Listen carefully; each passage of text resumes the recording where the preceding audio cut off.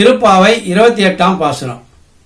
கறவைகள் பின் சென்று கானம் சேர்ந்துண்போம், அறிவொன்றுமில்லாத ஆய்குலத்து உன்றன்னை, பிறவி பெருமனை புண்ணியம் யாமுடையோம், குறையொன்றுமில்லாத கோவிந்தா உன்றனோடு, உறவே நமக்கிங்கொழிக்க ஒழியாது, அறியாத பிள்ளைகளோம் அன்பினால் உன்றன்னை, சிறுபேர் அழைத்தனவும் சீறி அருளாதே, இறைவா நீதாராய் பறையேலோர் எம்பாவாய்.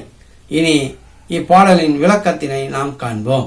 இப்பாசுரத்தில் ஆயர்கள் பசுக்களை ஓட்டிச் சென்று முல்லைக்காட்டில் மேயவிட்டு தங்களோடு எடுத்துச் சென்ற சோற்றை உண்டு பசியாறுகின்றார்கள். அறியாத சிறு பெண்களாக விளங்கும் நாங்கள் பிறவி பெற்றதன் புண்ணிய பயனாக எங்கள் ஆயர்குலம் உன்னை பெற்று வளர்த்ததனால் அடைந்து விட்டோம். எங்களிடம் குறை இருந்தாலும் உன்னிடம் ஒரு குறையும் இல்லை.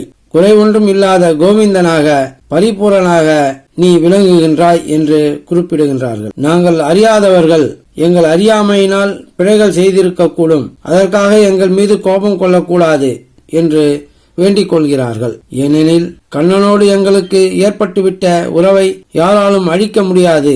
நாங்கள் உன்னை சிறு பெயரிட்டு சில சமயங்களில் அழைத்தது பற்றி எங்கள் மேல் சீறி பாயாதே. இவ்வாறு நாங்கள் செய்த பிழை அன்பினால் செய்த பிழை, அறியாமை காரணமாக செய்த பிழை. எனவே நீ அருள் உள்ளம் கொண்டு எங்களை மன்னித்து ஏற்றருள வேண்டும். இறைவனே எங்களுக்கு அருள் தர வேண்டும் என்று அவனை துதிக்கின்றார்கள்.